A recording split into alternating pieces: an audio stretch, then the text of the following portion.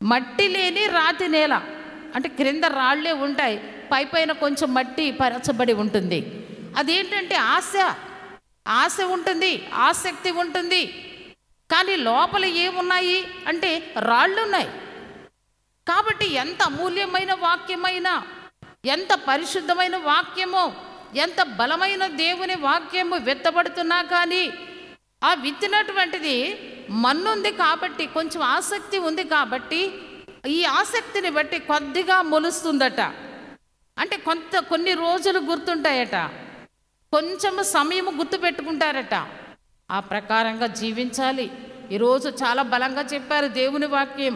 అలా జీవించకపోతే నేను నశించిపోతానట, అలా జీవించకపోతే నరకంలోనికి వెళ్ళిపోతానట. కాబట్టి ఏమైనా సరే నేను వాక్యము దేవాలయములో, మందిరములో ఎంత బలంగా పాస్టర్ గారు చెప్పారో ఆ విన్నదాన్ని బట్టి నడుచుకోవాలని ఆశపడతారు. కానీ ప్రియమైన వారలారా, వారిలో ఉండిపోయాయంటే రాళ్ళు ఉండిపోయాయి. క్రింద భాగములో వేరు చొచ్చుకొని పోవడానికి ఎక్కడ కూడా మరి స్కోప్ లేదు.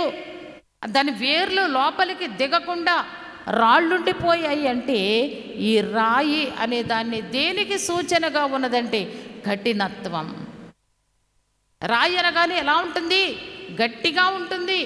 అలాగే వారి హృదయం ఎలాంటిదంటే వింటారు, ఇష్టపడతారు, అనుకుంటారు, అలా జీవించాలనుకుంటారు. కానీ చివరికి వారికి లోతు లేదు. వారి హృదయపు లోతులు పూడుకుపోయాయి. ఎలాగున పూడుకుపోతాయి అంటే కొన్ని వ్యర్థమైన ఆచారాలను బట్టి పూడిపోతాయి, అనవసరమైన విషయాలతో పూడిపోతాయి, అనవసరమైనటువంటి సంగతుల యందు వారు ఆ మనస్సును పాడు చేసుకుంటారు. గనుక అలాంటి వారి హృదయంలోకి దేవుని వాక్యము ప్రవేశించదు, వేరు లేకుండా అయిపోతుందట. ఏ చిన్ని మొక్క అయినా పెద్ద మొక్క అయినా దాని వేరు లోపలికి వెళితేనే దానికి ఫలింపు ఉంటుంది. కనుక దేవుని పిల్లలారా, మన హృదయపు లోతులు ఎలా ఉన్నాయి? రాత్రంతయు శ్రమ పడినా రాలేదు ప్రభు జయము. చాలా అనుకుంటాం, ఎంతో ప్రయాసపడతాం, కానీ లోపల ఉండిపోయిన పాత అలవాట్లు, పాత మనస్సు, పాత స్వభావము, పాపపు స్వభావము ఇది రాతి నేలవలే ఆ వాక్యాన్ని మనలో ఎదగనివ్వకుండా చేస్తుంది.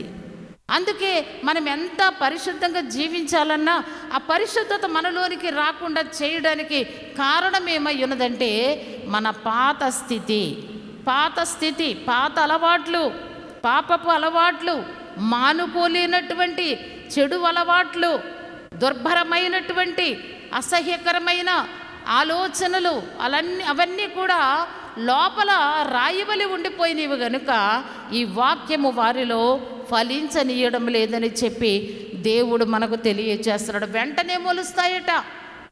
ఎంత సంతోషిస్తాం మొక్క వెంటనే వచ్చిందంటే. కానీ మన ప్రభు అయిన దేవుడు కూడా యేసయ్య మనం చూచినప్పుడు చాలా సంతోషిస్తాడు. నా వాక్యాన్ని వారి హృదయంలో విత్తనిచ్చారు, వెంటనే మొలిచింది అని. కానీ అంతలోనే వేరు లేదు గనుక మాడిపోయింది. ఎంత విచారం! వాడిపోయిన దాన్ని చూసి మనము కూడా ఎంత బాధపడతాము. దేవుడు కూడా అంతే, అలాగే బాధపడతాడు. ఎన్ని పరిశుద్ధమైన సంగతులు మనకు ఆరంభము నుండి ప్రకటన గ్రంథం వరకు వినిపిస్తున్నా కానీ వాటిని గూర్చిన ఆలోచన మనకు ఉండడం లేదేమో. అందుకే దేవుని పిల్లారా గమనించండి, మనం అలా ఉండకూడదు. ప్రభువా నా హృదయము రాతి నేలవలే ఉండకూడదు. అందుకే పాట సిలువ ధ్యానాల కాలంలో పాడుకుంటాం. కొండల వంటి బండ వంటి మొండి హృదయము మండించు, పండియున్న పాపులనైనా మనం ఏం చేయాలి? మొండి హృదయము, బండ హృదయము. హృదయం ఎన్ని రకాలుగా ఉంటుందో తెలుసా? మొండి హృదయం అంటే ఏంటి? మొండితనం వారన్నదే తప్ప ఎవరు మిగిలిన వారు చెప్పిన దానికి చోటు ఉండదు వారి హృదయంలో. బండ హృదయము అది కూడా అదే ఈ రాతి హృదయం. కనుక బండ హృదయమైన మొండి హృదయమైన వీటి లోపలికి దేవుని మాటలు ప్రవేశించలేక వారి జీవితము ఫలించడం లేదు, వారి జీవితము ఎదగడం లేదు. ఆత్మీయంగా ఎదగలేకపోతున్నారు, ఆత్మీయ జీవితంలో ఎదగలేకపోతున్నారు. గనుకని ప్రియమైన వారలారా, ఆత్మ యందు ఫలించువాడే నిత్య జీవము గలవాడు. కనుక ప్రభు అయిన యేసయ్య చెప్తున్నారు, ఒకవేళ మనలో, మీలో, నాలో ఎవరిలోనైనా ఆ రాతి హృదయం ఉన్నదేమో అలాంటి హృదయమో వద్దు అని ప్రభు తెలియచేయుచున్నారు.